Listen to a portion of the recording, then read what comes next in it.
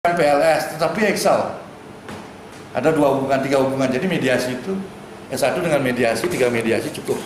Nah, saya juga sudah mempopulerkan ini kurang lebih di 14 universitas yang saya datangi di Sumbawa, mulai dari Timor Leste, kemudian Universitas Sumbawa Besar, Fakultas Ekonomi, kemudian di Bali hampir seluruhnya. Harapan kita ini digunakan di S1, dari S1 sampai S3, ya. Nah, di S1 kenapa saya populerkan? Nanti Bapak Ibu saya ingin sampaikan. Di S1 itu sejumlah peneliti mulai dari pendirinya Helman Wood. Saya tertarik dengan gagasan Helman Wood bahwa dengan sampel terbatas pun kita boleh menemukan hal-hal ilmiah yang tidak kurang nilainya. Ini PLS. Jadi saya sarankan 10 responden cukup. Mahasiswa datang ke lokasi, tanya sama pengusaha, lalu kemudian konstruksikan wawancaranya. Barangkali dalam 1 minggu selesai. 1 hari ada 2 mahasiswa yang diwawancarai, sehingga tidak mahal biayanya.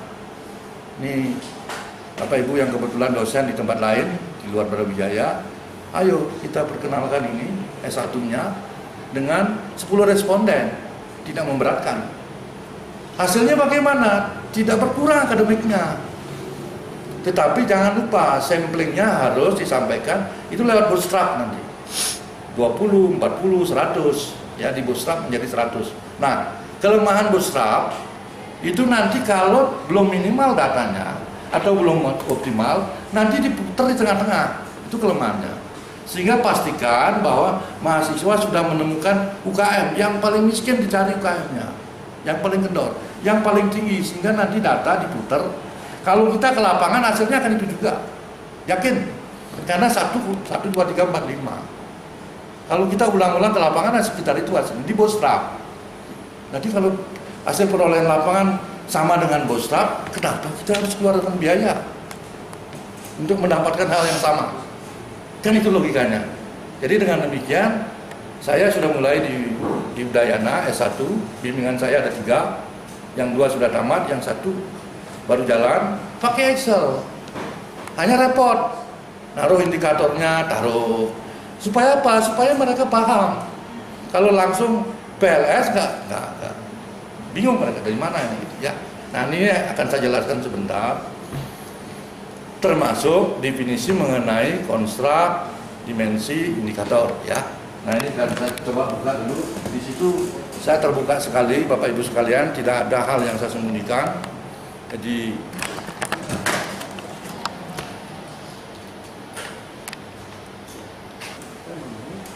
misalnya reflektif, itu yang itu formatif. Dari mana dapat itu? Itu standar error aja. Nanti kita lihat sekarang. Mari kita lihat sekarang cerita mengenai padi. Cerita mengenai padi. Kalau padi itu 3, lalu ketemu moncongnya, batang itu kan kosong, itu nggak ada apa-apanya. Ya, itu kan ada kosong ya. Terus padi ini dicirikan oleh apa? Oleh anggota-anggotanya. Apakah dia padi lokal ataukah dia padi varietas unggul dan sebagainya. Jadi dengan demikian, lalu siapakah diri mereka, anggota-anggota padi itu, dia akan menceritakan dirinya sendiri, ya. Sehingga konsepnya adalah, nah karena itu seringkali ada metodologi yang salah. Setelah kuesioner dikumpulkan di lapangan, ketemu angkanya X11, X12, X13, lalu dijumlahkan, diregres. Ini kesalahan metodologi, Pak. Ini kesalahan metodologi. Tidak bisa dijumlahkan seperti itu, ya. Ya. Nah, nanti kenapa di PLS itu adalah ada istilah outer model, inner model. Outer model diselesaikan dengan analisis faktor. Regresi nggak masuk di situ. Termasuk nanti uji reliability, uji validitas. Itu nggak ada regresi di situ. Yang ada adalah analisis faktor. Jadi dengan demikian PLS itu menggunakan 2 sumber analisis faktor dan sumber analisis regresi. Nah, inner model kita menggunakan regresi. Karena itu diselesaikan dulu urusan indikator ini supaya ketemu konstruknya. Setelah ketemu konstruk, sampai di situ dia masih analisis faktor. Setelah ketemu konstruk, maka kita siapkan tanda panahnya. Ketika tanda panah kita mulai, maka kita bicara regresi. Jadi tahapan ini harus dibangun. Nah, ketika kita membicarakan konstruk, inilah kita harus menyelesaikan dengan analisis faktor. Jadi tidak bisa kita jumlahkan lalu kita regres. Nah, itu kesalahan metodologi, nggak ada makna. Nah, kenapa kita tidak boleh meregres? Kembali kepada ini Pak, kembali kepada ini data ini. Kalau kita lihat, ini dari datanya Pak Indro. Ini kalau kita lihat Y11, Y12, Y13, kemudian Y21, Y2. Nah, ini kan semua kalau kita tarik turun ke bawah, ini kan semua probability yang memiliki kualitas standar error. Artinya ada kemungkinan standar errornya sangat jelek. Jangan diasumsikan Y1 sampai Y313 itu semuanya bagus. Jangan diasumsikan begitu. Kalau semuanya bagus, semuanya punya standar error tinggi, lalu ditambahkan, diregres. Nah, ini yang secara metodologi tidak benar. Karena kita menginjak bumi, kita bukan di surga. Karena kita bukan di surga, berarti kan peluang errornya masing-masing itu berbeda-beda. Ya, karena itu Y11 itu dievaluasi. Apakah standar errornya tinggi atau rendah? Kemudian nanti ada crownback. Crownback itu penilaiannya ke bawah. Apakah instrumen yang dihasilkan ini dapat dipercaya atau tidak? Crownback itu mempunyai nilai 0,70. Jadi crownback itu nanti hubungannya ke standar error tadi. Gampang hitung-hitungannya, tidak sulit ya hitung-hitungannya. Nah, ini dievaluasi. Umpamanya Bapak menaruh di situ 444 yang Y11, 444 sampai habis. Jelas tidak reliable. Jelas tidak reliable. Ya, nanti ada kuesioner, nanti diuji kuesionernya.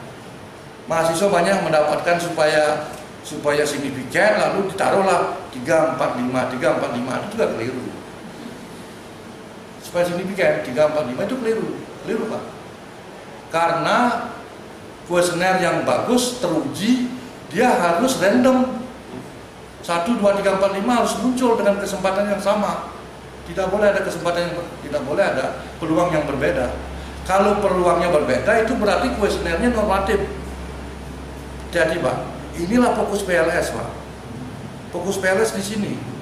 Kalau Anda mengolah data dari instrumen yang tidak benar, hasilnya juga tidak karu-karuan. Fokusnya di sini. Kalau Amos kan fokusnya di keruwetannya, makin ruwet makin canggih. Nah, kalau di PLS nggak sampai ke situ. Fokusnya di outer model. Mulai dari instrumen. Bagaimana Anda menyusun instrumen? Sudahkah dapat mengkoper? Misalnya ciri-ciri orang sakit jantung, ada 3. Ini namanya dimensi. Dimensi kalau diteruskan menjadi indikator.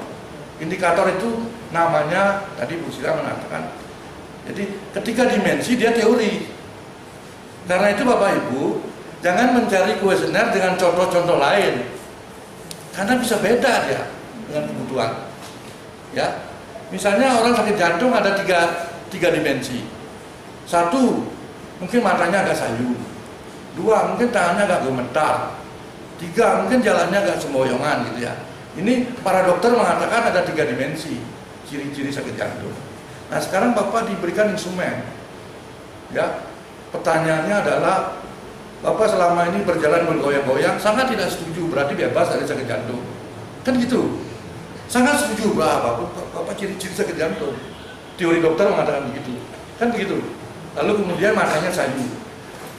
Saya selama ini setelah bangun tidur sampai dengan seharian sambil menjalani puasa, mata saya agak berkedip-kedip, setuju. Kalau dia mengatakan sangat setuju, ciri-ciri sakit jantung. Kan begitu. Ini.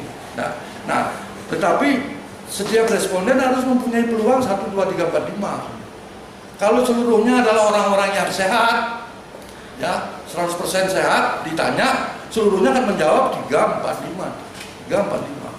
Berarti salah pengertian, salah kuesioner, salah menentukan responden. Sampling, di sampling ada persoalan. Misalnya begini, contoh yang lain, Bapak meneliti mengenai apa yang menyebabkan para konsumen datang ke hipermarket, berbelanja ke hipermarket Malang yang terkenal ini di sebelah UB itu. Nah, lalu Bapak menyajikan salah satu kuesioner itu karena parkirnya luas. Yang lain lagi karena pilihan yang lain karena pelayanan yang cepat. Yang lain lagi karena pelayanan cantik-cantik. Ya, bagi orang yang tidak punya mobil, maka parkir tidak perlu. Harusnya dia menjawab yang lain. Kan begitu harusnya. Nah, sehingga ada semacam pilihan yang random. Tetapi ketika sampling salah, semua yang terambil adalah orang kaya yang punya mobil, dia akan menjawab 4545. Parkir sesuatu yang sangat menentukan bagi kehadirannya. Nah, ini berarti apa? Salah di metodologi samplingnya. Karena yang diambil adalah sampling yang sangat homogen, orang-orang kaya, sehingga jawabannya parkir adalah sangat setuju begitu. Nah, ya, orang yang tidak mobil seharusnya ada konten di situ yang menyatakan kami datang karena pelayanan sangat cepat, kami datang karena pelayanan cantik-cantik, ya. Nah, sehingga ada proses randomisasi peluang 1, 2, 3, 4. Jadi diuji dulu. Karena itu di tingkat kuesioner kan ada istilah pengujian kuesioner, diuji dulu. Kalau nanti 1, 2, 3, 1, 2, 3, nah itu persoalan kuesioner. Jadi misalnya begini, ada lagi contoh lain, normatif, ya. Bapak sebagai pimpinan perusahaan akan selalu mempertimbangkan menaikkan gaji bagi karyawannya yang rajin.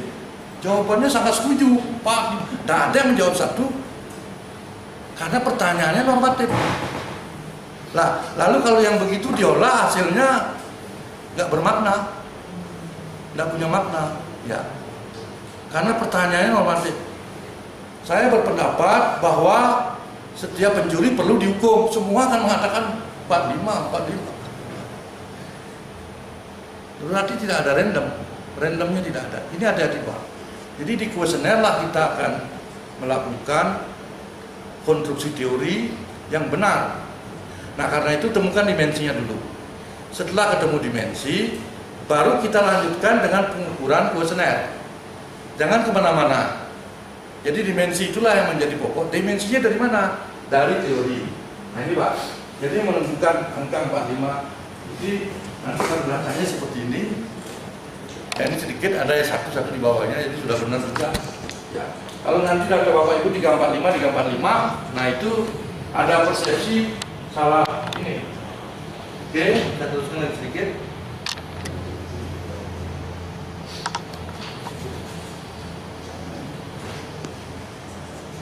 Nah, ini apa itu auto model? Apa itu auto model? Itu tadi kalau berhubungan dengan pengujian reliability, ada front back, pengujian validitas. Nah, di versi 3 nanti Bapak Ibu kita akan install bersama nanti. Di versi 3 ini ada kemajuan yang sangat luar biasa. Nanti beberapa mahasiswa kita menggunakan itu. Yang pertama adalah mengenai uji validitas sudah berkembang. Pertama ada uji Porner-Lecker. Uji Porner-Lecker itu yang menentukan hubungan antara AV dengan cross correlation-nya. Itu Porner-Lecker 88, sorry. Kemudian ada uji cross loading. Bapak Ibu harus tahu sumbernya dari mana. Cross loading itu nanti dari Hensler, dari Wetzel, itu gagasan yang menggunakan cross loading itu. Jadi kita harus merujuk siapa mengatakan itu, kenapa Anda menggunakan itu, ya. Jadi tidak. Kemudian yang terakhir pengembangan dari Ringel itu ada namanya heteroid monotride ratio. Ini ketiga. Ini ketiga di uji validitas. Kalau ketiga-tiganya mengatakan lebih dari 60% valid, maka dikatakan valid. Jangan hanya menggunakan satu, jangan hanya menggunakan Porner-Lecker. Ya. juga gunakan yang lain. Ini. Lalu kalau Formadep mana lebih? Nah, kalau Formadep bagaimana? Formadep tidak menggunakan itu.